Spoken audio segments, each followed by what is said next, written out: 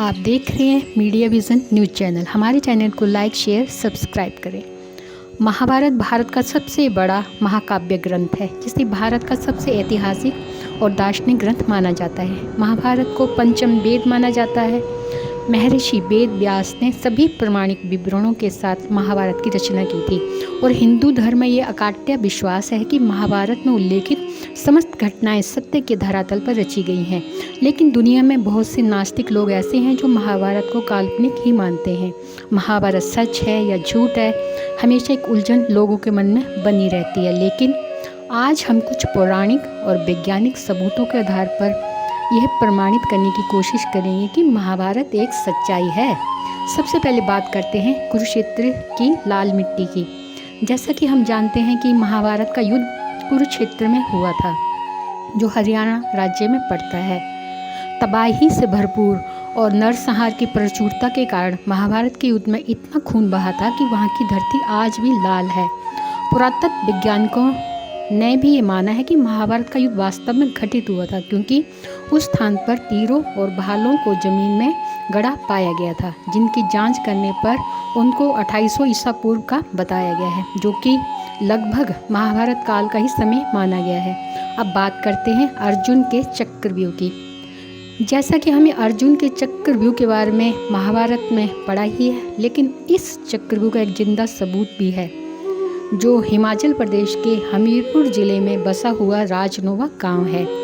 यह एक ऐतिहासिक स्थल है, क्योंकि अपने अज्ञातवास के दौरान पांडव यहीं पे आकर रुके थे और इसी स्थान पर अर्जुन ने चक्रव्यूह का ज्ञान प्राप्त किया था और उसे पत्थर पर उकेरा भी था, जो आज भी वहाँ मौजूद है। चक्रव्यूह को अगर ध्यान से देखें तो चक्रव्यूह में अंदर जाने का रास्ता तो दिखाई देता है, पर बाहर निकलने का कोई रास्ता दिखाई नहीं देता है। इस जगह को पिपलू के किले के नाम से जाना जाता है, जो आज भी वहाँ पर मौजूद है।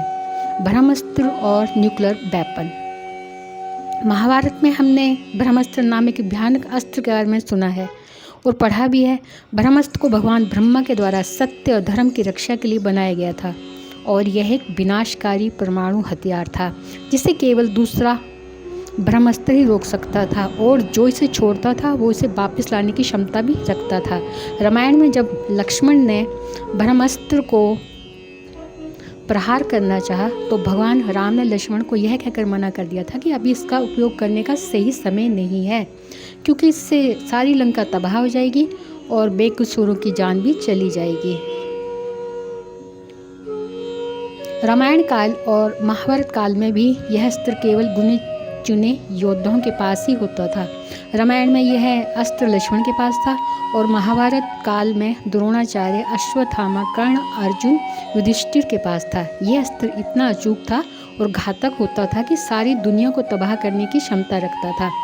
असल में इसकी प्रामाणिकता जब समझ में आई, जब अमेरिकी वैज्ञानिक जे रॉबर्ट ओपनहेमर को परमाणु बम बनाने के लिए कहा गया, तो इस वैज्ञानिक ने महाभारत काल के ब्रह्मास्त्र की क्षमता का भी शोध किया।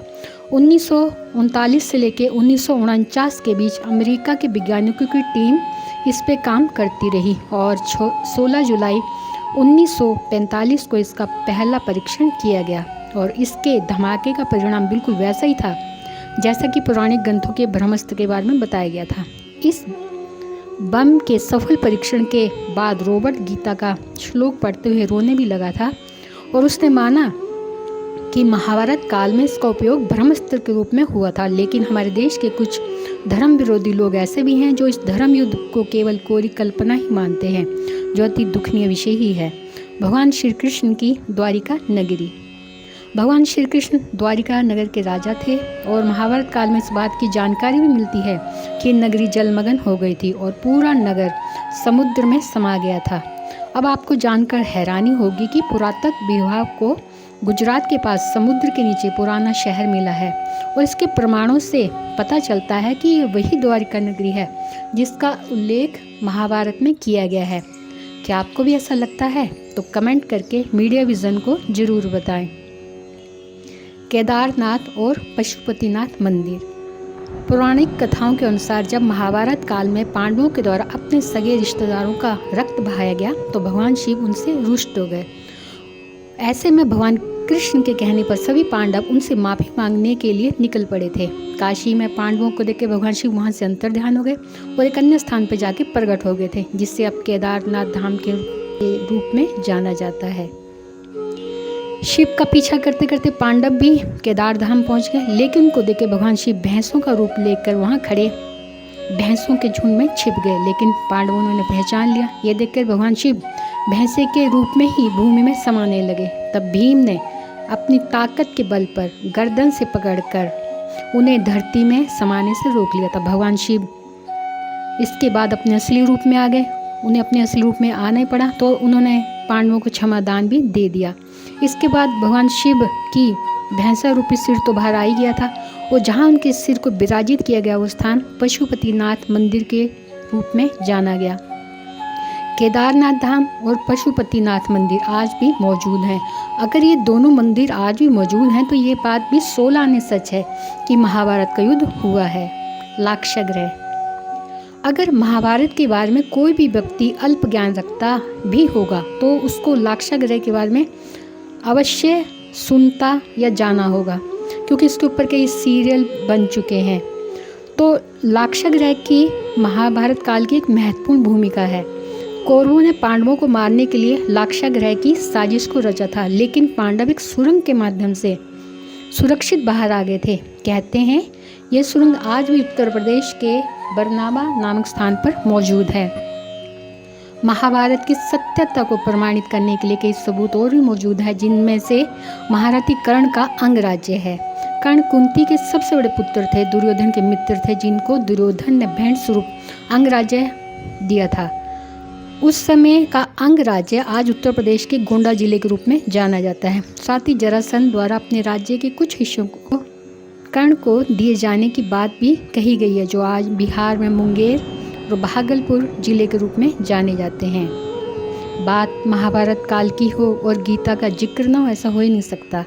हिंदू धर्म में भगवत गीता के प्रमुख ग्रंथ के रूप में देखा जाता है, माना जाता है और पूजा जाता है।